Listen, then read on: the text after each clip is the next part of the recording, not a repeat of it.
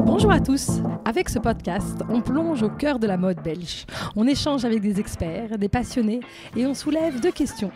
Que se passe-t-il dans la mode au-delà des images parfaites véhiculées par les réseaux sociaux ? Et puis, quels sont tous ces métiers qui constituent ce secteur si riche et dynamique ? Je m'appelle Astrid. En mijn naam is Lien. Ensemble, nous sommes derrière le podcast We Love Belgian Brands, le premier podcast qui parle de la mode belge. Alors voilà, tous les jeudis sortiront un épisode et une semaine sur deux en français et en néerlandais. Au creux de vos oreilles, on parle vrai, on raconte ce qu'est la réalité. Le but de chaque discussion, apprendre, échanger, inspirer. Belle écoute!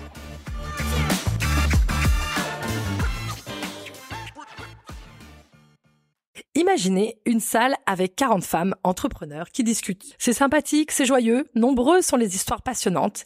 Et puis là, tout d'un coup, débarque au sein de mon groupe de discussion Marion Schotteten, de la marque Horta. C'est un bolide, une fusée qui s'immisce. Elle raconte son histoire, les débuts, les difficultés, les pieds dans les portes qu'elle doit mettre, et on est toutes accrochées, bouche bée. Une force de la nature. Un ouragan vient de s'asseoir à côté de moi ce jour-là et je veux m'envoler avec elle. L'énergie de Marion est incroyable. La marque Horta est à découvrir de toute urgence si ce n'est pas le cas.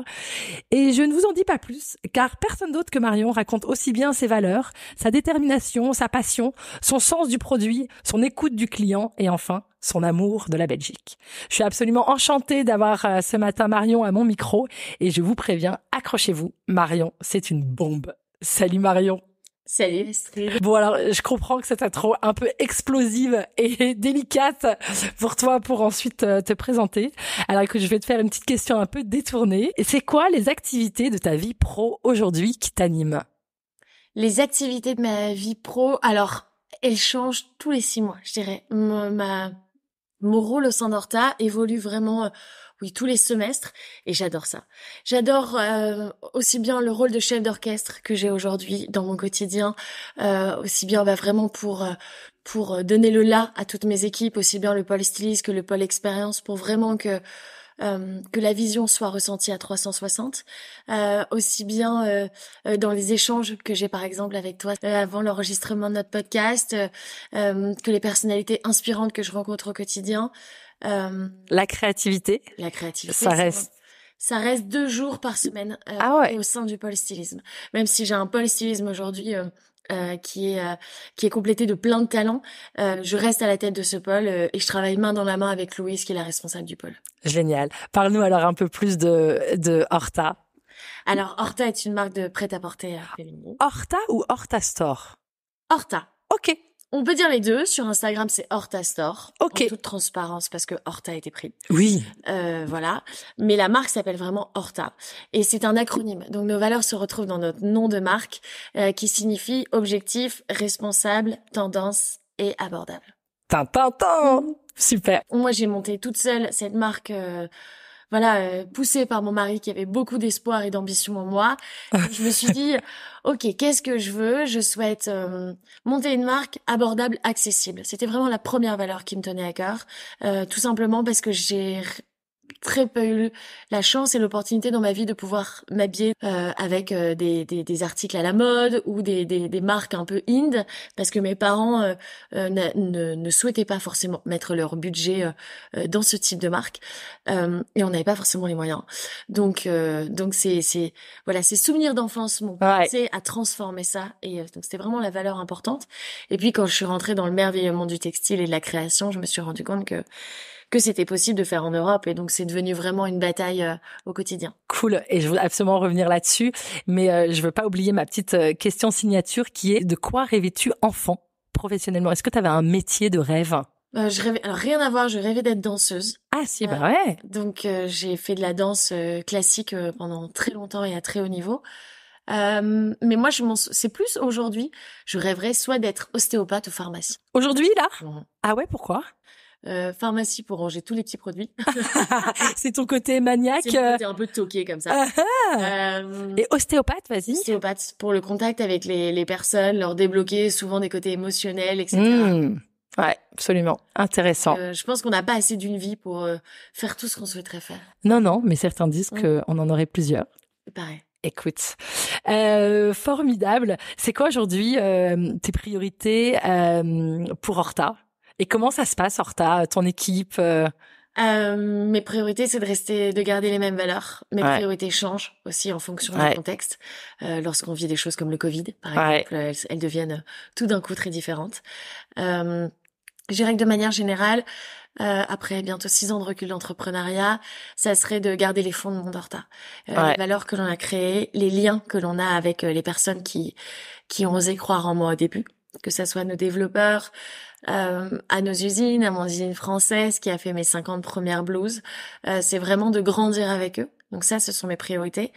Et la priorité, c'est de faire grandir l'équipe.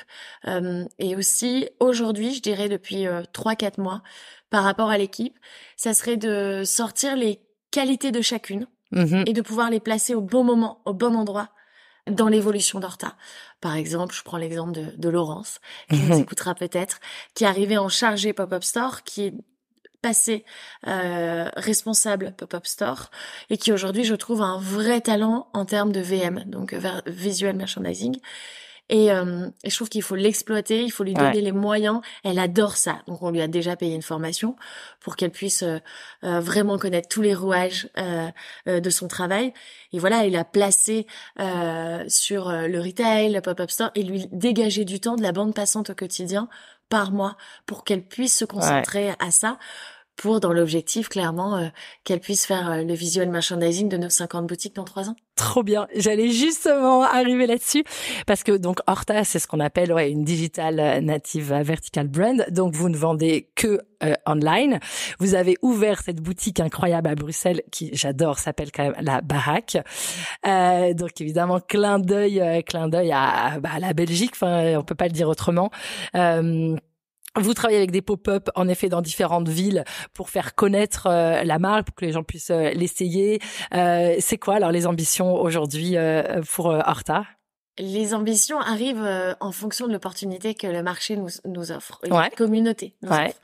Moi, comme je te disais, quand j'ai commencé Horta, donc il y a bientôt 6 ans maintenant, je pensais reprendre un job 6 mois après. Je pensais jamais que l'idée que j'avais dans ma tête créerait tout ça. Et donc pour moi, il n'était pas possible de vendre notre marque autrement qu'en DNVB, justement, avec un modèle DNVB. Pourquoi? Parce que je voulais être accessible.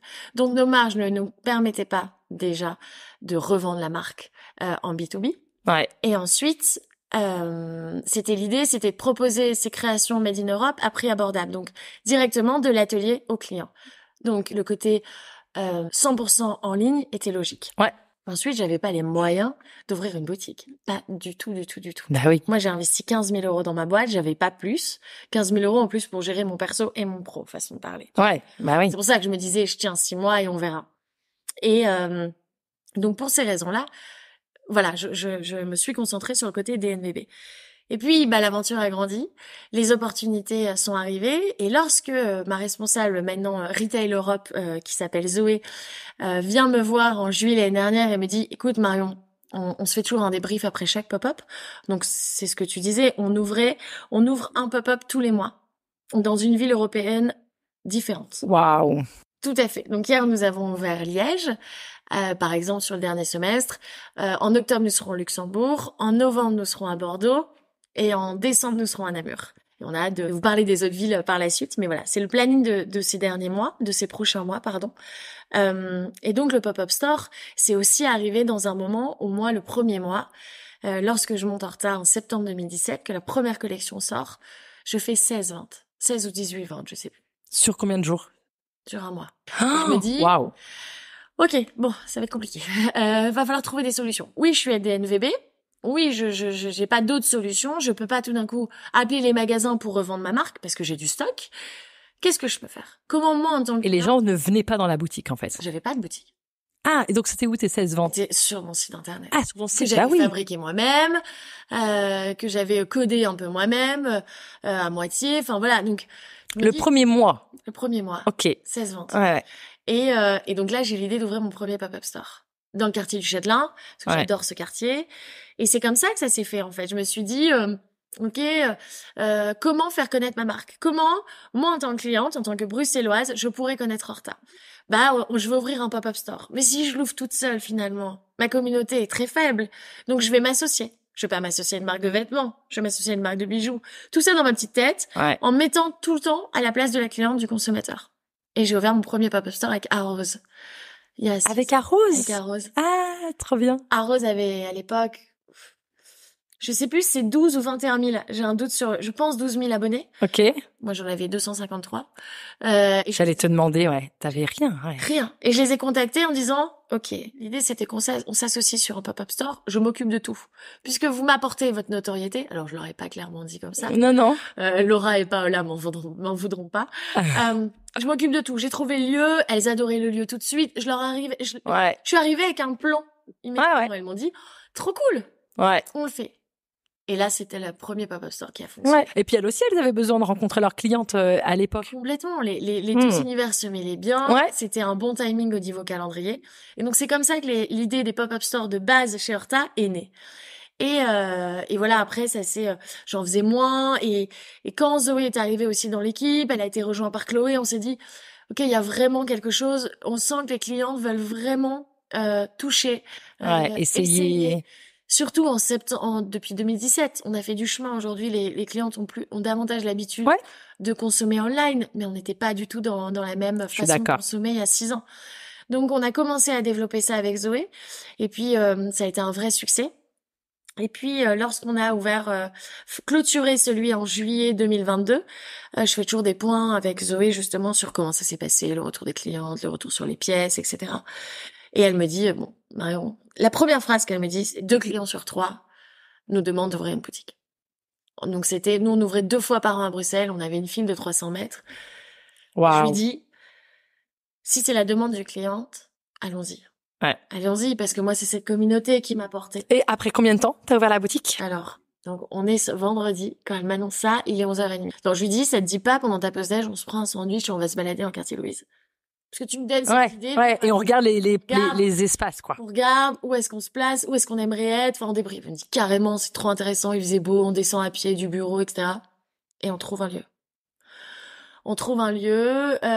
J'ai une idée à l'action. Voilà, je vous présente Marion Scotteten. Incroyable.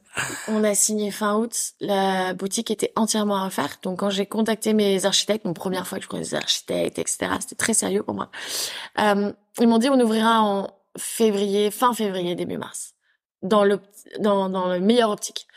Et j'aurais dit que c'était pas possible, que j'étais une marque à fonds propres, que moi je payais le loyer depuis septembre et que oui, il fallait tout refaire. Oui, on avait des ambitions très hautes, mais qu'il fallait ouvrir pour le 1er décembre. Et ils ont trouvé ça assez fou. Je leur ai trouvé des solutions aussi, je leur ai apporté les corps de métier au niveau immobilier pour les travaux et tout ça. Donc je suis pas en disant voilà, tu me trouves une solution, je m'en fous. C'est pas du tout ça. Non. C'est ok, quelles sont tes problématiques pour pas ouvrir le 1er décembre? Bon, déjà la folie, mais bon, ça t'inquiète, je m'en occupe.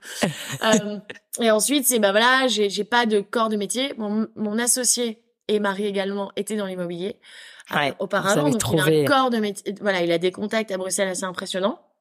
Et donc on s'est associés comme ça. Et tout le monde aussi a été pris par ce projet assez fou. Mais évidemment.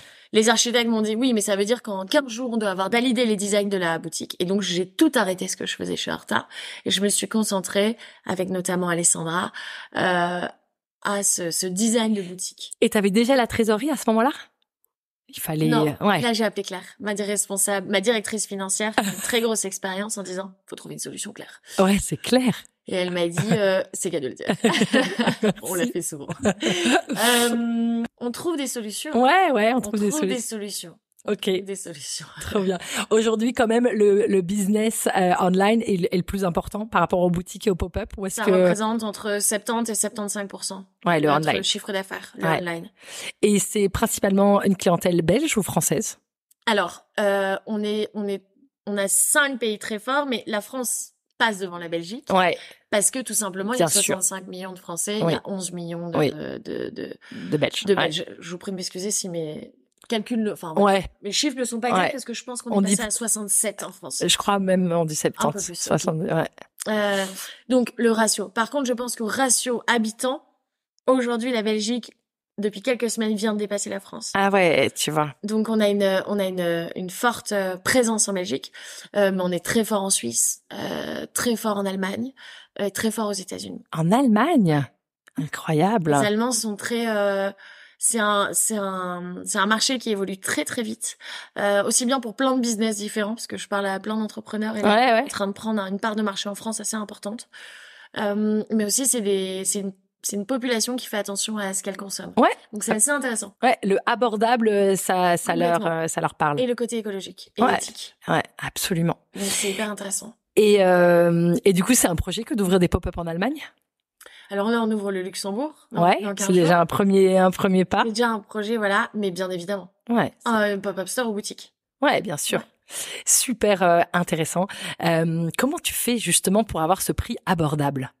Parce que peut-être définir un peu les prix, parce qu'abordable, ça veut dire quoi? C'est évidemment relativement subjectif, mais voilà, moi, ce que je vois, c'est des pulls, de la maille, franchement, de super belle qualité, à moins de 120 €, en fait, entre 80 et 110, quoi. C'est ça, notre gamme de prix, à peu près. À peu près, hein. 80 et 120, c'est ça. Les t-shirts, Les t-shirts sont à 49 €, les cocos. Ouais. 100% coton. Le coton vient du Portugal. Ouais. Ça, à la limite, on trouverait ça un peu plus partout. Mais ils sont moins chers, je crois. Mais t'as aussi des grosses pièces, des vraies pièces de chaîne et trame. Le gabin. Ouais. Le gabin, la pièce est incroyable. Ouais. Alors, comment tu fais? Et donc, la production est française. Française, portugaise. Donc, faut savoir que, donc, en France, on fait tout ce qui est chaîne et trame. Moi, j'ai commencé avec mon usine française, Laetitia, qui est à la frontière entre la France et la Belgique. Ouais. Donc en France, chaîne et trame. En Portugal, on fait tout ce qui est denim, maille à fond, accessoires.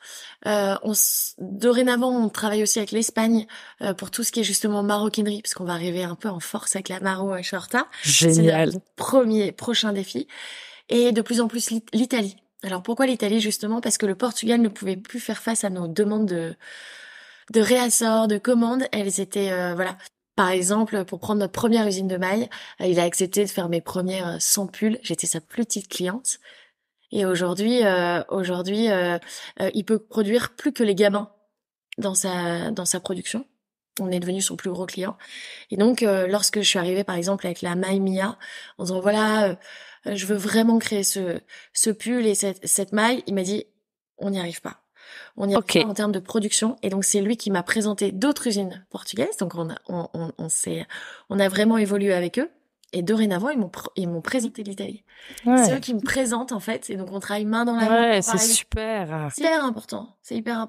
Et d'être transparent en fait, de dire ben voilà, vous y arrivez pas. Nous, on va pas se limiter. Ce pull Mia, j'y crois par exemple beaucoup. Et du coup, c'est une production de combien de pièces que tu peux lancer sur un pull dans lequel que tu crois? Je fais attention quand je lance la première fois. Ouais. Mais on parle de 200 pièces, on parle de 500 pièces? On parle, t'es dans les chiffres. C'est ça, une fourchette. Ok. Une fourchette entre 200 et 500. Après, le gabin représente une grosse partie de mon chiffre d'affaires global. Ah ouais. Ouais. C'est un pull qui a été créé il y a 4 ans.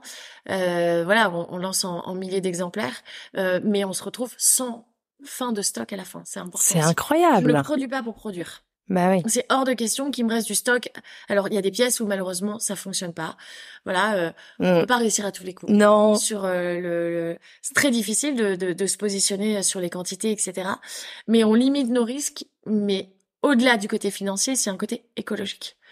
Donc voilà, on trouve vraiment un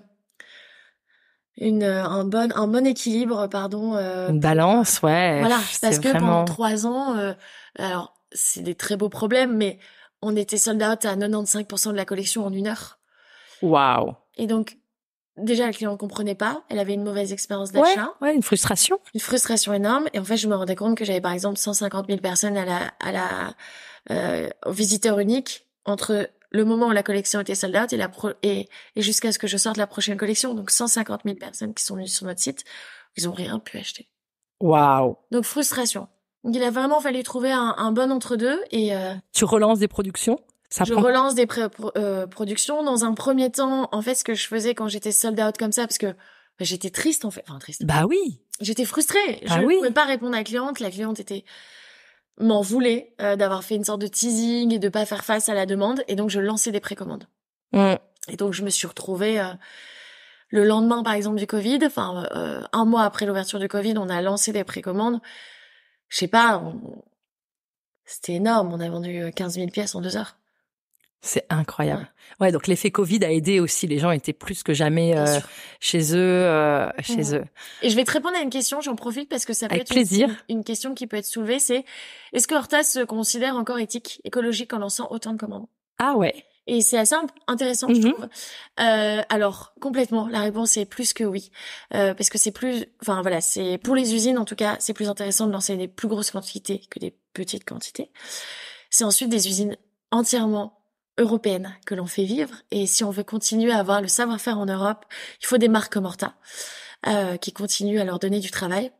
Et ensuite, dans un second temps, si la proposition d'Horta n'est pas sur le marché, alors on continuera à aller chez Zara. Ouais. S'il n'y a pas d'autres produits, propositions. C'est la réponse au fast fashion. Mais bien sûr. La réponse. Et c'est pas parce qu'on est éthique, écologique, qu'on fait les choses bien qu'il faut rester minuscule. Non. Au contraire. Au contraire. Souhaitons-nous d'être grands, d'être aussi grands que ceux qui font en Chine. Absolument, absolument. Sur un de tes podcasts, après 1 an d'expérience, après 1 an de lancement de marque, il y avait déjà eu 8 emplois qui avaient été faits grâce à Horta dans une usine du nord de la France. Tu as une conscience aujourd'hui du nombre de métiers, du nombre de couturières, de gens dans les usines qui... Alors, faut savoir que maintenant, on a nos bureaux au Portugal. Donc, on a un bureau où on a 3 personnes qui bossent à temps plein, qui font le lien avec toutes les usines et nos équipes en Belgique, dont je suis très très proche. Par exemple, ils sont venus, j'ai fait une coupure en Bretagne, ils sont venus me rejoindre en off. J'en ai pas du tout parlé sur les réseaux, mais c'est chouette. C'est des gens vraiment qui m'accompagnent. De près ou de loin, on a fait le calcul justement en Bretagne, c'est 400 couturières entre la France. Tu te rends compte, Faut pas y penser tous les matins au petit-déj. Voilà. Et voilà, c'est des dizaines de CDI aussi à Bruxelles. C'est une fierté. C'est une fierté énorme. C'est de me dire que, et la plupart, c'est des femmes. Et c'est ce que je dis, notamment j'ai eu la chance et l'honneur et le privilège d'être nominée au prix Veuve Clicquot de la femme, la Bold Woman Award. Les résultats auront lieu le 17 octobre et c'est ce que je dis. Aujourd'hui, je suis le visage d'Horta. Et si vous saviez le nombre de femmes que j'ai derrière moi, qui se dépassent, qui grandissent avec moi. Et ça, c'est incroyable. C'est 40 personnes dans tes bureaux et 400 femmes qui travaillent dans les usines en Europe. Ça répond. Horta, c'est la réponse au fast fashion. Formidable. Parle-nous un peu justement du concours Bold de Veuve Clicquot. Donc, t'as été nominée et alors maintenant, c'est quoi les prochaines étapes? Alors là, je suis finaliste, donc je l'ai appris début juin. C'était incroyable. C'est super. Parce que pour moi, c'est le plus beau concours. Le concours le plus grandiose de Belgique. Alors peut-être définis un peu, explique un peu ce que c'est comme concours. Bien sûr. C'est un concours qui a été créé par la maison Veuve Clicquot, qui fait partie du groupe LVMH, et qui récompense la femme la plus audacieuse de l'année, pour transmettre en français. Bold Woman Award. Et donc ça fait 3 ans que le prix a lieu, c'est la 3e année consécutive qu'il a lieu en Belgique. Et c'est incroyable. C'est juste... donc on postule, donc les candidatures sont ouvertes à partir du mois d'avril. J'avais pas postulé et j'ai une personne qui m'a envoyé un mail parce que je crois vachement il y a aux signes, en fait, j'écoute vachement les signes dans la vie et cette personne m'envoie à qui j'avais jamais discuté ni parlé. Elle m'envoie un message un soir, il était 22h sur LinkedIn et elle me dit: coucou Marion, voilà, les clôtures du prix, les candidatures se clôturent d'ici 3-4 jours. Si pour moi il y a une femme à élire cette année, c'est toi. Donc si t'as de la bande passante, vas-y. Et c'était quelqu'un de l'organisation? C'était quelqu'un. Non. Ah non, c'est quelqu'un. C'est quelqu'un qui a. Out of the blue. Je pense que je peux le dire. C'est Muriel Diffarms qui a gagné le premier prix il y a 2 ans. Ah, incroyable. Et elle me dit, selon moi, voilà, on s'est pas vu, on s'est croisés il y a 3 ans quand tu avais gagné le prix Bicommerce de l'année. Voilà, je pense à toi. Si t'as de la bande passante, vas-y. Et pour remplir le dossier, quoi. Pour remplir le dossier. Et le lendemain, je me dis, ok, il y a pas de. C'est pas un hasard.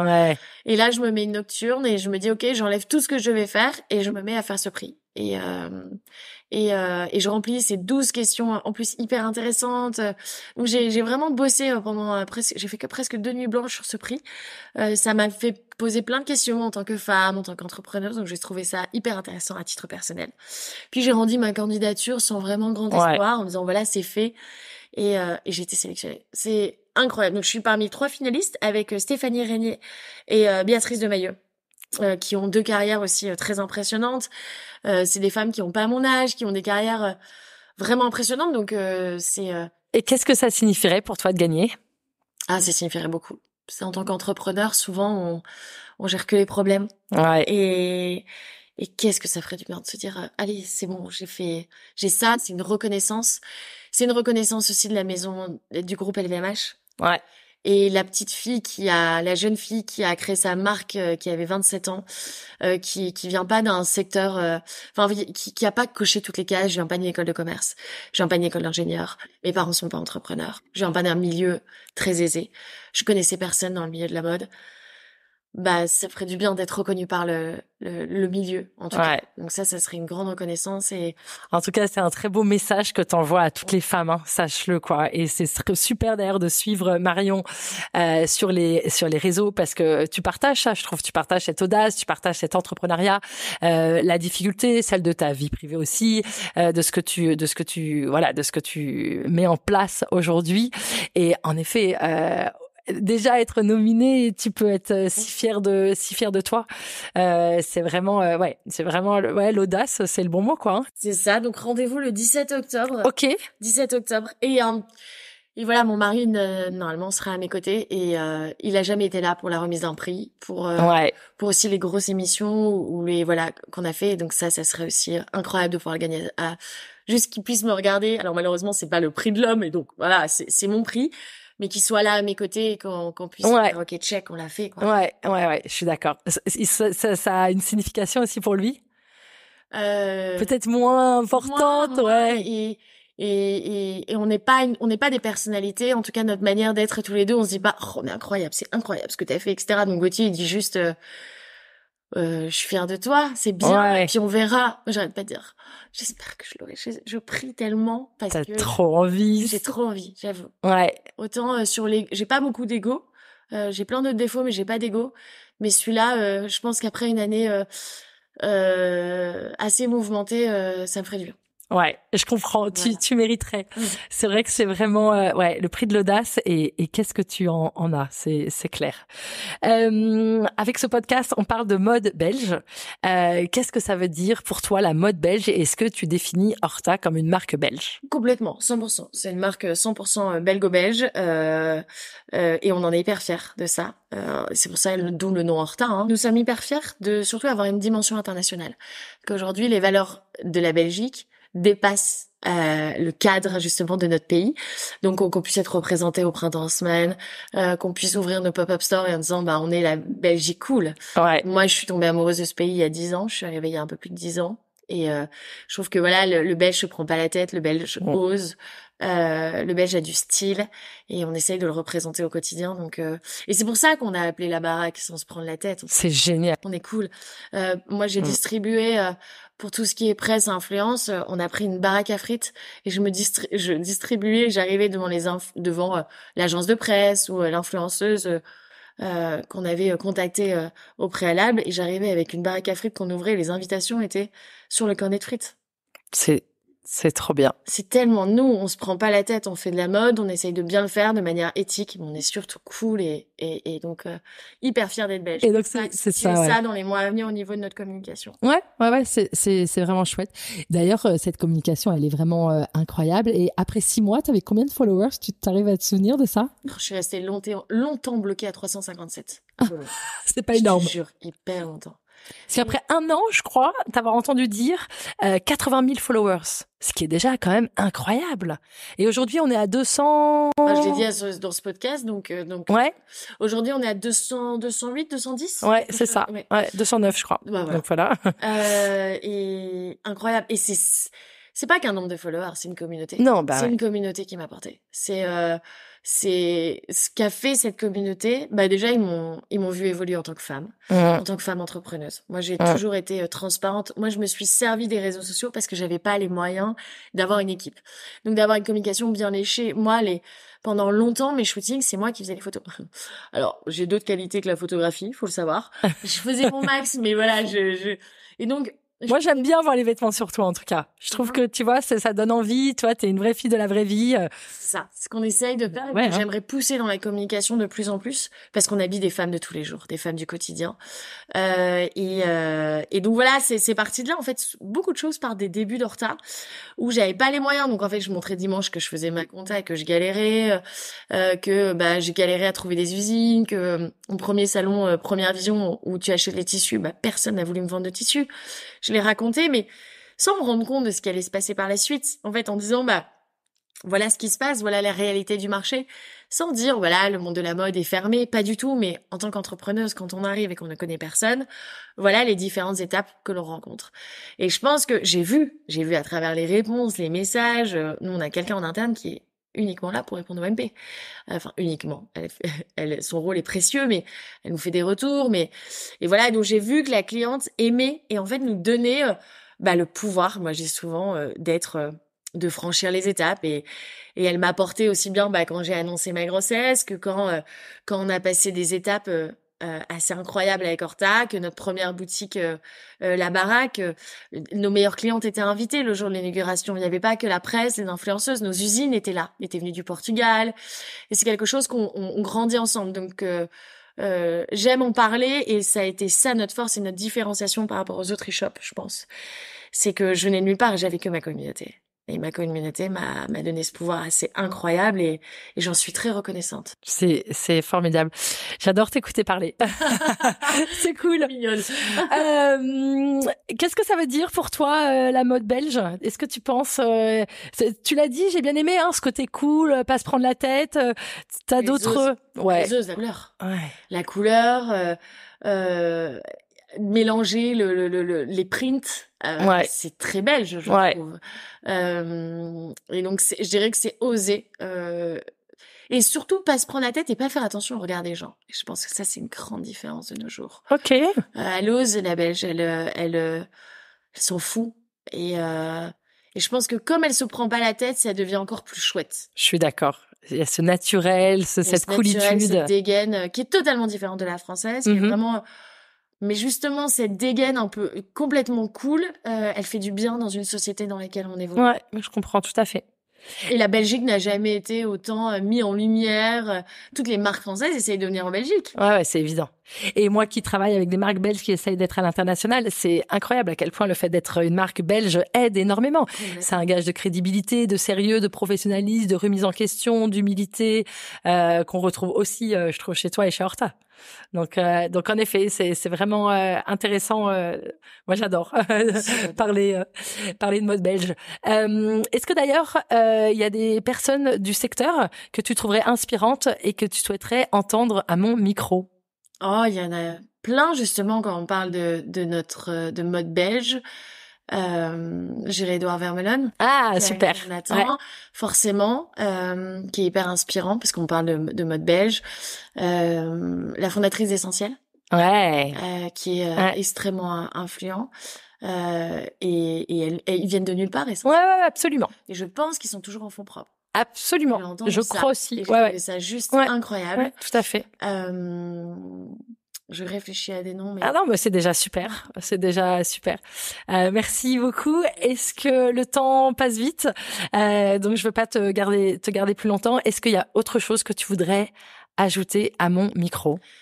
Je pense que tu as un audimat très très féminin, d'entrepreneur aussi, pourquoi absolument. Pas se lancer. Et je pense que je répète ça, mais croyez en votre projet. Peut-être que vous arrêterez dans 6 mois. Mais si vous y croyez pas, personne sera là pour y croire. Vous savez le nombre de gens qui m'ont dit c'est mignon ce que tu fais, ça va être chouette, c'est bien, tu te lances, mais ça va être compliqué, t'as pas de contact, etc. Finalement, ces personnes aujourd'hui postulent chez Horta. Je les comprenais avec leur discours il y a 6 ans, mais ces discours-là auraient pu me faire arrêter.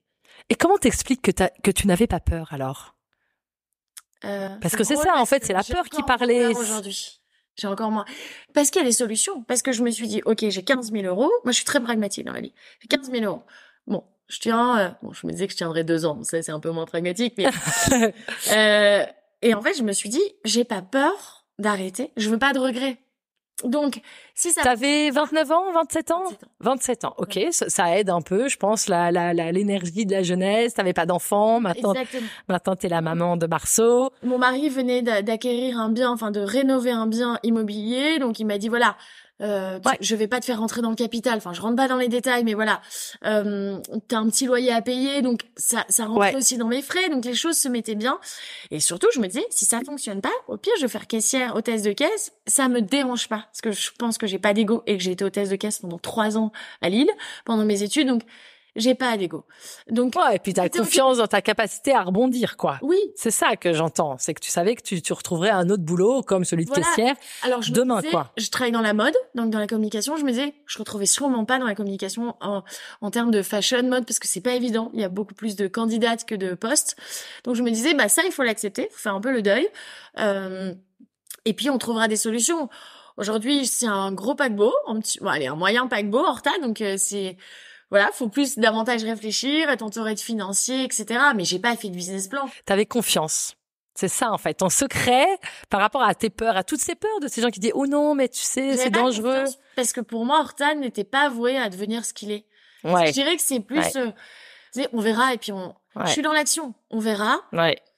Puis ça marche pas, c'est pas grave. On l'aura fait, j'aurais appris plein de choses. Ça me servira. Par contre, je pense qu'après 6 ans d'entrepreneuriat, je n'ai plus le sentiment de peur. Ce que j'avais avant. Avant, j'avais peut-être un rendez-vous important, je sais pas, avec un politique, avec un ministre ou avec quelqu'un qui m'impressionne. J'avais ce sentiment de peur. Je pense que mon histoire personnelle a fait que la peur n'existe plus du tout chez moi. C'est assez étrange. À part la peur de la maladie, ça c'est terrible chez moi. Mais sinon, la peur, en termes de professionnel, voilà, tu vas rencontrer un tel ou tu vas rencontrer tel problème ou tu es en train de rencontrer tel problème, c'est pas grave. C'est pas grave, je me laisse plus envahir par il y a plus de peur. Il y a que des solutions. C'est formidable. Et l'action, j'aime beaucoup aussi que tu relèves ça. Il n'y a pas de doute, tu travailles énormément. Je pense qu'il faut quand même le soulever. Il n'y a pas de hasard non plus. Quand elle parle de ces nocturnes, sachez que c'est vraiment ça. C'est ce que j'ai cru comprendre en off. Des nuits de travail. Et c'est vraiment des vraies belles leçons de vie aussi pour tous. Et une dernière question quand même, cette confiance. Où est-ce que tu as cette confiance? J'ai tout cette confiance en moi. Non, mais pas forcément en toi, justement. C'est ça que je trouve intéressant. C'est que t'as pas forcément confiance en toi, c'est que t'as confiance dans le fait que tu vas trouver des solutions, dans le fait que tu vas retrouver un autre boulot si jamais ça marche pas, que toi, t'as quand même une sorte de confiance dans la vie, en tout cas. Ou je me trompe? Non, c'est vrai. J'ai pas du tout confiance en moi. Je l'acquiers au fur et à mesure des années, de mes capacités. Moi, j'ai souvent été dénigrée au niveau de l'école. Je rentrais pas dans des cases. J'étais vraiment mauvaise scolairement. Mon hyperactivité m'aidait vraiment pas. Et donc, j'ai dû guérir un peu de ces maux, de ces blessures. Ma carrière me permet vraiment de faire évoluer ça et de rencontrer des gens qui me font grandir aussi. Mais la confiance, je pense que je pense honnêtement que ce qu'on a réussi à faire avec Gauthier, alors oui, il y a le côté entrepreneuriat parce que quand mon mari est tombé malade, donc mon mari est atteint d'une leucémie en mai 2020, on était 6-8 employés, on faisait 600 000 € de chiffre d'affaires. 3 ans plus tard, on a vécu 3 cancers et j'ai fait du 10 000%. Donc je sais de quoi je suis capable aujourd'hui. Ouais. Et donc me dire, il n'y avait pas de plan B, ce que j'ai toujours dit à Gauthier. Quand la 3e maladie, ils nous ont annoncé qu'il y aurait pas il y avait pas de guérison, partez pas vers la guérison. Je me suis dit, mais si j'accepte ça, je m'écroule. Je ne me lève plus, c'est sûr. Alors on va les trouver des solutions. Et vu que c'est pas le corps médical qui peut je vais les trouver par moi-même. Et j'ai vraiment dit à mon mari, il y a pas de plan B, on y va. Il y a pas de plan B, tu ne meurs pas, je ne fais pas sans toi. Parce que les gens se rendent pas compte, mais mon mari est mon vrai, c'est ma stabilité. Et donc je pense que ce qu'on a réussi à faire, à vaincre 3 leucémies, à élever notre petit garçon, parce que j'étais enceinte de 8 mois à la première, à accoucher seule. Je pensais jamais que je serais capable. Donc la vie m'a fait vivre des épreuves, qui fait qu'aujourd'hui, je me dis que rien ne m'arrêtera. Qu'il faut avoir confiance en la vie, il faut écouter la vie, il faut beaucoup travailler. Et le travail paye. Le travail paye, la vie est belle, alors c'est sûr ça va payer. Ça va marcher. On va rencontrer des difficultés, mais on va surtout vivre les réussites tous ensemble. Waouh, merci beaucoup Marion. J'en ai la chair de poule. On va terminer sur toutes ces belles paroles. Oui. Un grand merci à toi. Merci pour ce moment. Quelle puissance, quelle résilience. Merci.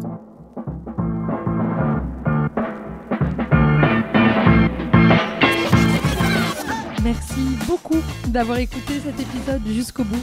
J'espère qu'il vous a plu. Et si c'est le cas, je vous invite à le partager et à le noter de 5 étoiles. Ensemble, diffusons les histoires inspirantes et les conseils précieux des entrepreneurs qui constituent la mode belge. Et si vous voulez en savoir plus, rejoignez-nous sur Instagram, WeLoveBelgianBrands_podcast et aussi sur LinkedIn sous les pages astrid.lefebvre et Lindegram.